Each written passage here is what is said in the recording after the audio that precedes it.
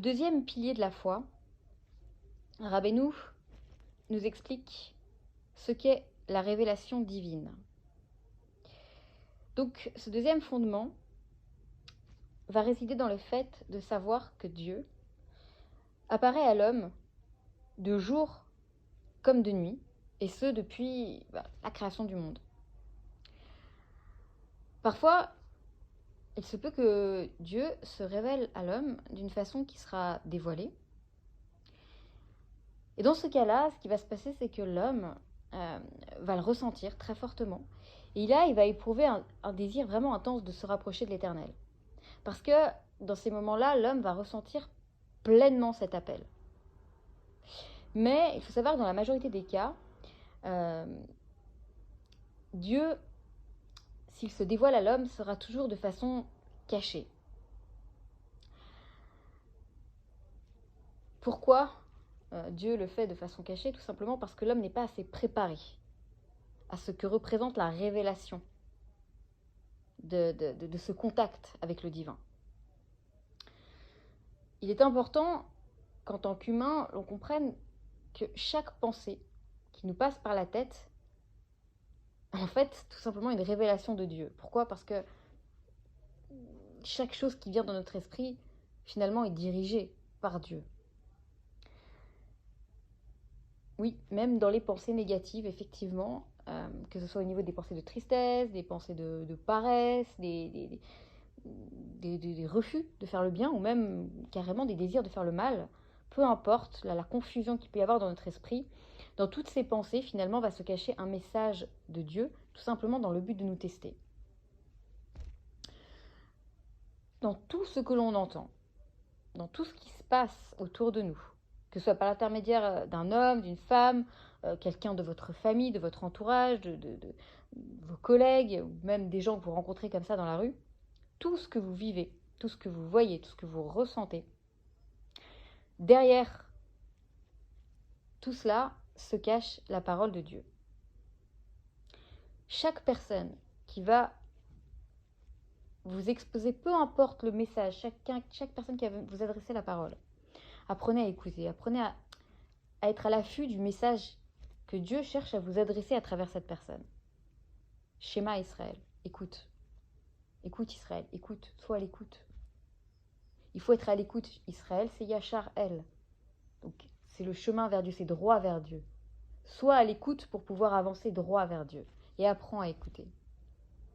Ça a été personnellement quelque chose qui m'a énormément aidé à percevoir les messages à travers chaque personne, à travers chaque situation. Quel est le message derrière que Dieu essaye de me faire passer dans ce cheminement? Shema Israël, écoute.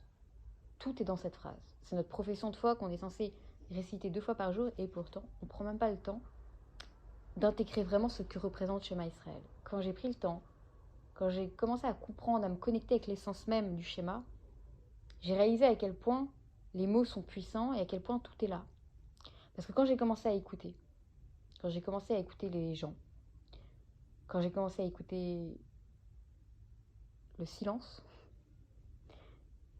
donc du coup, à être à l'écoute de ce qui se passait à l'intérieur de moi, quand il était question d'écouter peu importe qui, en fait. Parce que souvent, on a l'impression que j'écoute ceux qui vont m'intéresser, en fait. Il y a des gens, j'ai pas envie de les écouter, ils m'intéressent pas. C'est faux. En vérité, il y a un roi qui va venir vous trouver, il va vous donner une information, il va vous adresser la parole, vous allez l'écouter avec le plus grand intérêt. En vérité, il va falloir donner encore plus d'intérêt à une personne que vous allez peu considérer, un inconnu dans la rue, un SDF, qui va vous adresser la parole, peu importe ce qu'il aura à vous dire. Il est nécessaire d'avoir une écoute particulière vis-à-vis de ces personnes. Pourquoi? Parce que derrière ces personnes vont se cacher justement des messages qui vont être encore plus forts et peut-être encore plus importants pour vous que derrière quelqu'un à qui vous accorderez de façon évidente votre intérêt. Donc, il est essentiel qu'à travers chaque chose qui nous est dévoilée, qui nous est transmise, peu importe par quel support, Dieu désire nous transmettre quelque chose. Dieu essaye par ce biais-là de nous rapprocher de lui. La Gemara va nous parler d'un secret, un secret qui va être en allusion lorsqu'elle nous enseigne que depuis donc, la destruction du temple, il est dit que la prophétie a été retirée des prophètes. Et elle réside où, la prophétie? Elle réside chez les sots. C'est qui les sots? Les sots, c'est ceux qui n'arrivent pas toujours à déchiffrer les messages de Dieu. Effectivement. En vérité, quand on prend conscience que même les mauvaises pensées proviennent du ciel, uniquement dans le but de nous éprouver, et uniquement dans le but que nous comprenions que ce que Dieu attend de nous, dans ces moments-là,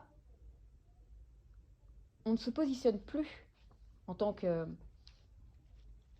ces pensées. Nous ne sommes plus ces pensées, nous devenons observateurs des pensées. Je le dis toujours, dans le cadre de mon travail, vous n'êtes pas vos émotions, vous êtes observateur de vos émotions. Apprenez à prendre du recul. Vous n'êtes pas les émotions, vous n'êtes pas les ressentis que vous avez. Ce n'est pas vous. Ce sont juste des émotions, ce sont juste des connexions de mémoire cellulaire liées à des situations que l'on a vécues qui se répètent. Mais ce n'est pas vous, véritablement. Prendre du recul. Comme ça, dans ces moments-là, même si vos pensées vont être a priori contradictoires, du fait qu'elles vont toutes provenir de Dieu,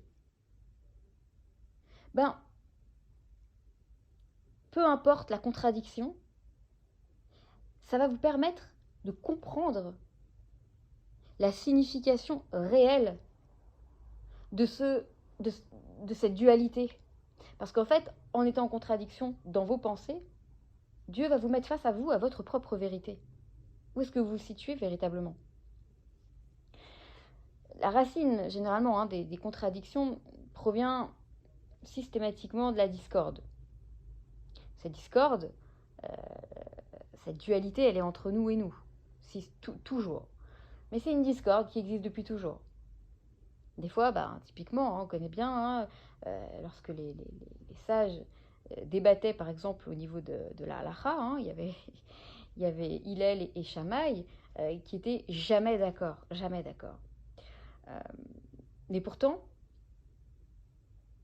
il y en a forcément un des deux sur qui la loi, elle finissait par être tranchée. Ça ne veut pas dire qu'il y en avait un qui avait tort et l'autre qui avait raison. Mais en fait, il faut comprendre que des fois, deux avis qui sont a priori contradictoires peuvent être pour autant les deux vrais, en fait. Les deux peuvent être acceptables, les deux peuvent être acceptés. Donc c'est pas parce qu'on est en dualité, nous, avec nous-mêmes, qu'il y a une part de nous qui veut ça et l'autre qui veut ça, que c'est mauvais, qu'il y en a un qui a tort et que l'autre a raison. Non, c'est pas ça en fait. Dans le but du développement personnel, aujourd'hui j'ai basé vraiment mon activité dans l'approche d'aider les personnes à se développer au niveau personnel, au niveau de se libérer de leur blocage, de leur souffrance psychologique.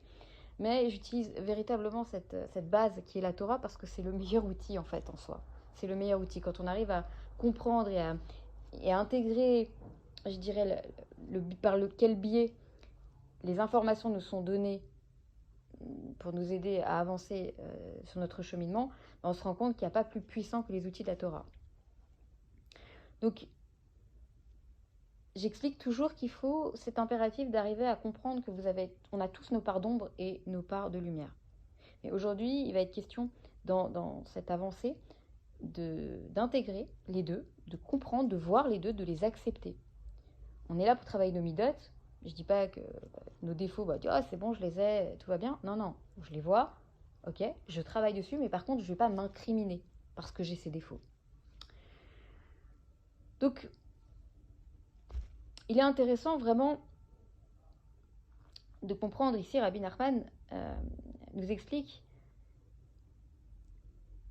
que cette notion de mal que l'on peut voir, que l'on peut intégrer, à l'intérieur de nous-mêmes, hein, qui fait partie de nous finalement, eh ben c'est un mal qui est amené à se transformer en bien. C'est-à-dire que nous arrivons dans des temps, hein, nous sommes dans les temps messianiques, il n'y a aucun doute là-dessus. Il y a quelque chose qui se passe, on le sent, il y a un appel à la spiritualité, il y a vraiment quelque chose de très fort. Et tous les concepts négatifs sont en train petit à petit de tendre vers quelque chose de beaucoup plus profond. Et la connaissance est en train de se répandre comme une traînée de poudre.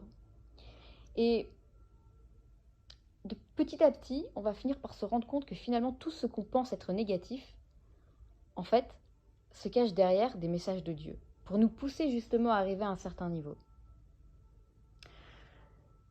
Dans le livre du Lévitique, lorsque Dieu appela Moshe, il est écrit que la dernière lettre du mot donc Vaïkra est un Aleph, mais qui est écrit en petit. Pourquoi il y a ce petit Aleph à la fin du mot Vaïkra? Ça vient nous signifier que dans tous les événements qui nous arrivent dans notre vie, se cache en réalité la voix de Dieu, qui va venir appeler l'homme. Et pourquoi il est plus petit? Parce qu'en fait, on doit vraiment s'efforcer d'entendre et de comprendre cet appel. Et cet appel, parfois, il est petit, il est silencieux. Il n'est pas fort, c'est un tout petit appel. Comme le petit A, comme le petit Aleph à la fin du mot Vaïkra.